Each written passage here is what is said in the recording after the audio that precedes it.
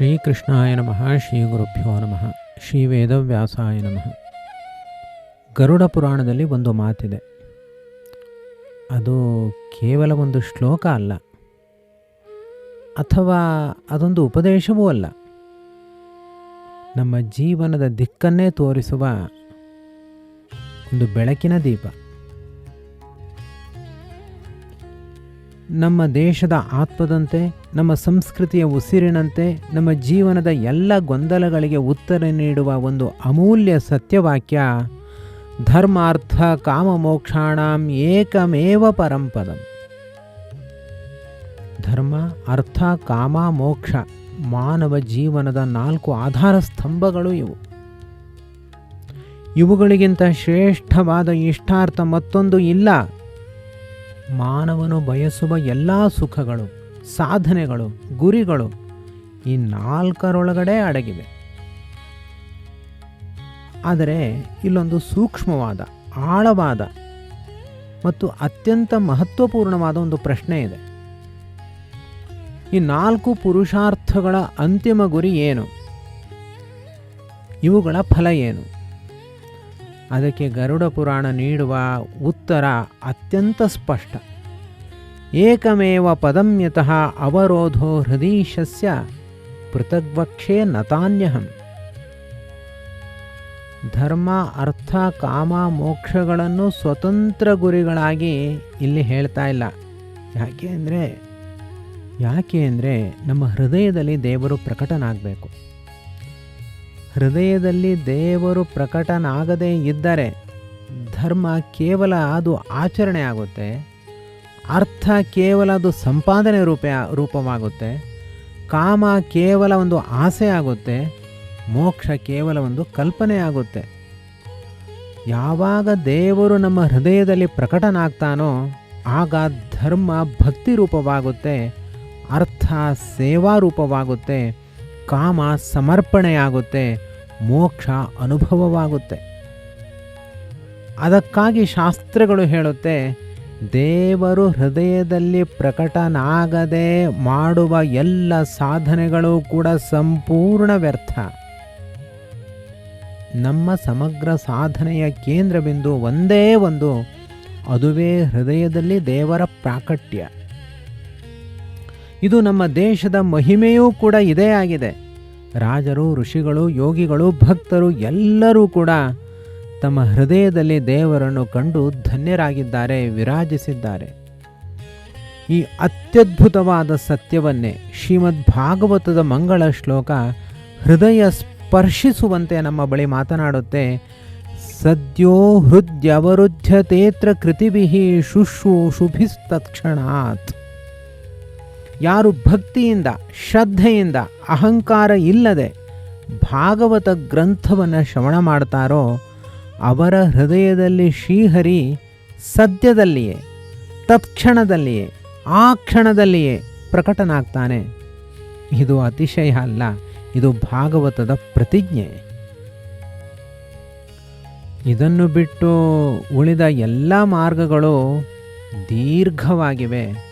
ಅವುಗಳಲ್ಲಿ ಭಾರೀ ಶ್ರಮ ಇದೆ, ಬಹಳಷ್ಟು ಸಮಯವೂ ಅಡಗಿದೆ, ಅನೇಕ ಜನ್ಮಗಳ ಸಾಧನೆಯೇ ಬೇಕು. ಆದರೆ ಭಾಗವತದ ಮಾರ್ಗ ನೇರವಾಗಿದೆ, ಸರಳವಾಗಿದೆ, ಆದರೆ ಅತ್ಯಂತ ಆಳವಾಗಿದೆ, ಗಂಭೀರವಾಗಿದೆ. ಅದಕ್ಕಾಗಿ ಶಾಸ್ತ್ರಗಳು ಹೇಳುತ್ತವೆ, ಮೊದಲು ಓದಬೇಕಾದ ಗ್ರಂಥ ಭಾಗವತ ಗ್ರಂಥ, ಕೊನೆಯಲ್ಲಿ ಓದಬೇಕಾದ ಗ್ರಂಥವೂ ಕೂಡ ಭಾಗವತ ಗ್ರಂಥ.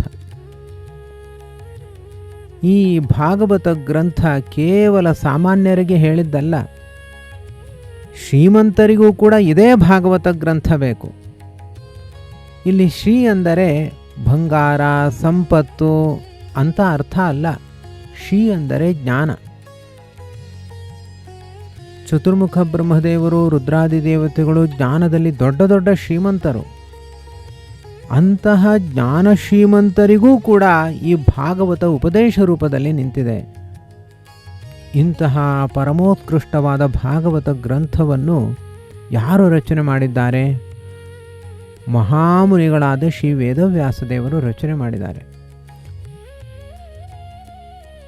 ಯಾವುದೇ ಒಂದು ವಿಷಯ ದೊಡ್ಡವರ ಬಾಯಿಯಿಂದ ಬಂದಾಗ ಅದು ಸಾಮಾನ್ಯ ಶಬ್ದ ಆಗಿರೋದಿಲ್ಲ, ಅದು ಅತ್ಯಂತ ಪವಿತ್ರಮಯವಾಗಿರುತ್ತೆ.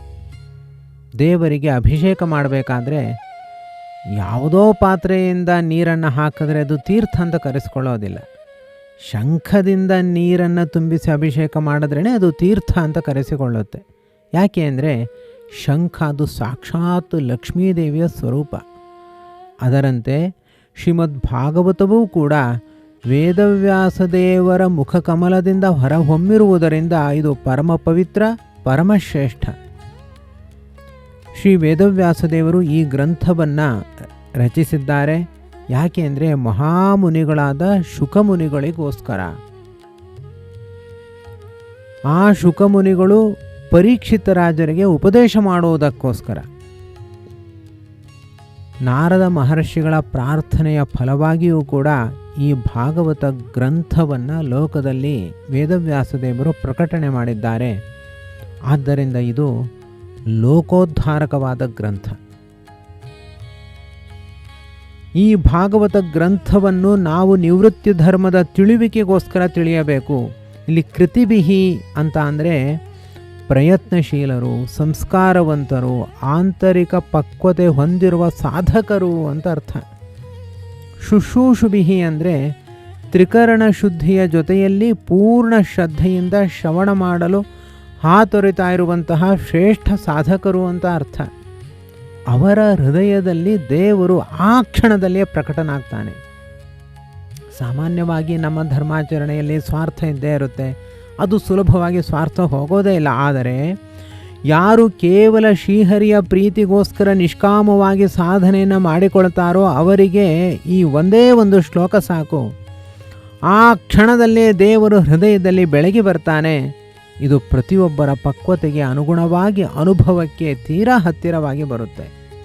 ವೇದೆ ರಾಮಾಯಣೆ ಚೈವ ಪುರಾಣೆ ಭಾರತೆ ತಥಾ ಆದಾವಂತೆ ಚ ಮಧ್ಯೆ ಚ ವಿಷ್ಣು ಸರ್ವತ್ರ ಗೀಯತೆ. ಎಲ್ಲ ಶಾಸ್ತ್ರಗಳಲ್ಲೂ ಪರಮಾತ್ಮನೇ ಕೇಂದ್ರ. ಆದರೆ ಭಾಗವತ ಗ್ರಂಥದಲ್ಲಿ ಪ್ರತಿ ಶ್ಲೋಕದಲ್ಲಿ, ಪ್ರತಿ ಪದದಲ್ಲಿ, ಪ್ರತಿ ಅಕ್ಷರದಲ್ಲೂ ಮಹಾವಿಷ್ಣುವೇ ಪ್ರಕಾಶಿಸ್ತಾನೆ. ಇಂತಹ ಪರಮಶ್ರೇಷ್ಠವಾದ ಶ್ರೀಮದ್ ಭಾಗವತ ಗ್ರಂಥವನ್ನು ಪ್ರತಿ ಹಂತದಲ್ಲೂ ಶ್ರೀಹರಿಯ ಚಿಂತನೆಯಲ್ಲೇ ಓದುತ್ತಾ ನಮ್ಮ ಈ ಸಂಪೂರ್ಣ ಜ್ಞಾನ ಯಜ್ಞವನ್ನು ಆ ಶ್ರೀಕೃಷ್ಣ ಪರಮಾತ್ಮ ದೇವರ ಪಾದಕಮಲಗಳಲ್ಲಿ ಸಮರ್ಪಣೆ ಮಾಡೋಣ. ಶ್ರೀಕೃಷ್ಣಾರ್ಪಣಮಸ್ತು.